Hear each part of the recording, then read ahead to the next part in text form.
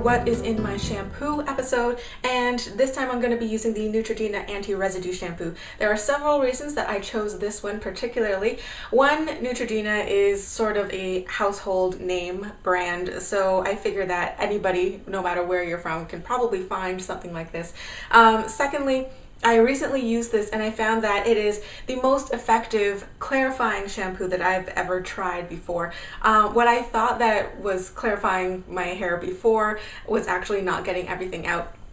And when I used this one, it was ridiculously clean. It also felt a little bit abysmal. I had to condition my hair 2 or 3 times to get it to a point that I would be able to detangle it. That said, this sort of shampoo is supposed to be used once a week for normal people, and I'm guessing that normal people tend to wash their hair every 1 or 2 days. I wash my hair maybe once or twice a week, so I would only use this maybe once a month or maybe even once every 2 months, just to make sure that my hair isn't going to get dried out or damaged, because this is a very drying shampoo, I find.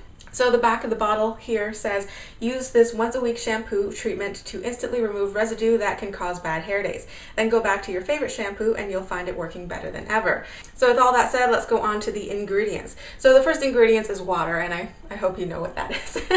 And the second ingredient is sodium Laureth Sulfate. And this is sometimes shortened to SLES. The reason why it's SLES and not SLS is sodium Laureth Sulfate is actually a derivative of SLS, but it's actually sodium lauryl ether sulfate, not sodium lauryl sulfate. So SLS, or sodium lauryl sulfate, is very, very harsh on your skin and your hair, so a lot of people are trying to avoid that. Sodium Laureth Sulfate, the derivative, is actually a little bit more gentle, so it's not going to be so drying on your hair compared to SLS. A lot of people think that it's simply added to shampoos to create suds and bubbles, because they think that the more bubbles there are, then the better it cleans.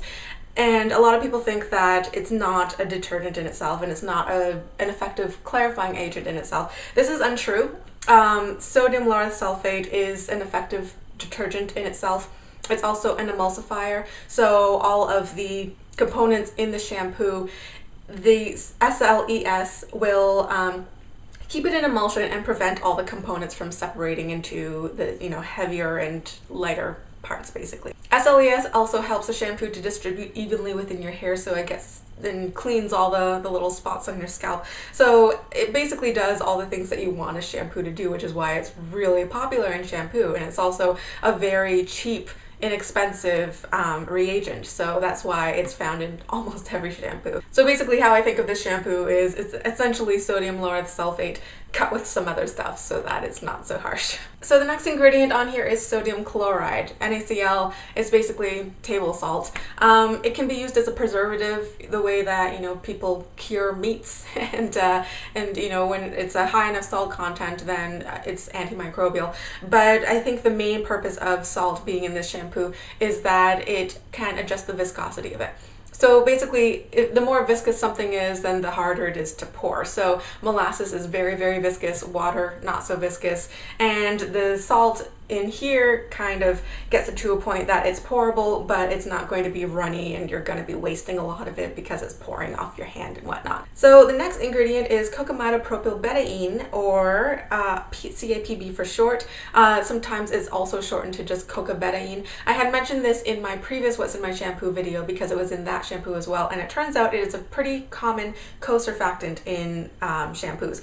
So Cocabetaine is derived from the lauric acid of coconut oil, if I look at my notes here, and it's also mixed with dimethylaminopropylene to create the Cocamidopropyl. And a lot of shampoos are made basically by mixing one surfactant with a co-surfactant, which is usually a little bit less harsh, and mixing it with water, and what you get is basically this emulsion that is partially hydrophilic, so that it's attracted to water, partially hydrophobic, so it's attracted to the oils on your scalp.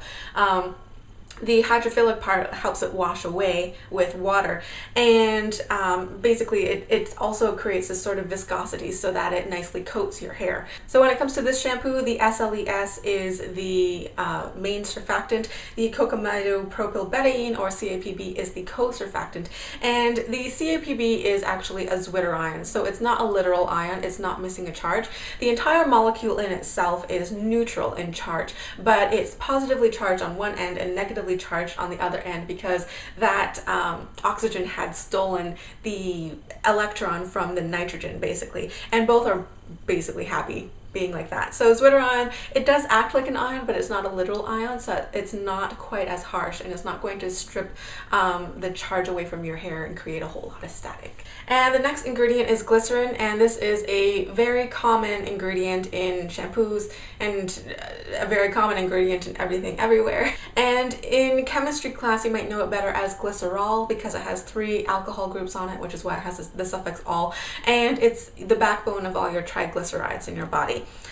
And it's very hydrophilic because it has 3 alcohol groups. It has the capacity to do a lot of hydrogen bonding with itself, so it loves itself very much, which is why it's more viscous than water, because all of those molecules are trying to hug onto each other and stick together. So it probably contributes to the viscosity on here. It's also used as a humectant. Because it's so hydrophilic, it draws water to itself and basically anything is on. So the glycerol, it can coat your hair, or glycerin as it says on here, it coats your hair and it draws water to the hair, probably to help it as a wetting agent, but also if you just leave glycerin on, say, your skin or something, it seals moisture inside. And one of these days I really will do a video on the difference between like emollients and humectants and conditioners, because they all have slightly different definitions. The next ingredient is Lauryl Alcohol, and the chemical name for this is dodecanol. So dodec means 12 and all means alcohol, so basically it's a straight up chain of 12 carbons with an alcohol group tacked onto it. So because it has 12 carbon chains, that is a hydrophobic tail, and then the alcohol is hydrophilic, so basically this can be seen as a surfactant as well. I swear like 80% of the ingredients on here can be considered surfactants, which is good for cleaning and clarifying. So Lauryl alcohol is often derived from lauric acid, which comes from coconut oil, and even though it is an alcohol, it is not extremely drying because it has a boiling point of 259 degrees Celsius versus water, which only has 100 degrees Celsius boiling point. It means that it's also not quick to evaporate, and anything that is added into will also raise the boiling point and slow the rate of evaporation. So because of this, if you put something like Lauryl alcohol in the shampoo, then it's going to prevent evaporation of the water in the shampoo and keep it from getting kind of dried out and crusty on you. Also, even though it's an alcohol in its own right, Lauryl alcohol is an emollient, so basically that's just a fancy word for moisturizer, because it prevents the evaporation of water from your skin or your hair. So the next ingredient is PEG40 hydrogenated castor oil, and let me just break that down, starting with the hydrogenated castor oil. So castor oil, you should know that what that is. It's that really bad tasting stuff that gives you diarrhea, and it comes from the castor seed. It's not exactly the best thing for you, but you generally don't have to worry about that when the castor oil is extracted from that well enough. When you hydrogenate any sort of oil, you're adding on hydrogen atoms, which saturates it, so therefore it's going to be solid at higher temperatures. So when you hydrogenate castor oil enough, it's actually called castor wax, which is used in a lot of applications when it comes to cosmetics. So basically, when you hydrogenate vegetable oil, you get something like margarine. When you hydrogenate castor oil, it has the same effect. Although I would not exactly recommend that you spread it on toast. And the PEG40, basically what that means is PEG is usually short form for polyethylene glycol. So ethylene means it has a lot of those ethylene groups. So basically it has the backbone oxygen, carbon, carbon, or I'm just going to call it OCC for short. And polyethylene basically means many of those groups. So it goes OCC, OCC, OCC, OCC, OCC over and over again. So PEG40, basically what it means is that it's a polyethylene glycol with 2 alcohol groups on either end of the chain, and there are however many ethylene groups in the middle of this chain that makes the molecule itself add up to 40 daltons in weight. And the next ingredient on here is sodium sulfate. So basically, if you take sulfuric acid and you rip away all of its hydrogen atoms, thereby rendering it useless as an acid, because acidity is measured in the power of hydrogen. And then you basically take those sulfate ions and you mix it with some sodium ions to make it a salt. This is basically what sodium sulfate is. It is a salt, and a lot of the time it's just used as a filler for different detergents.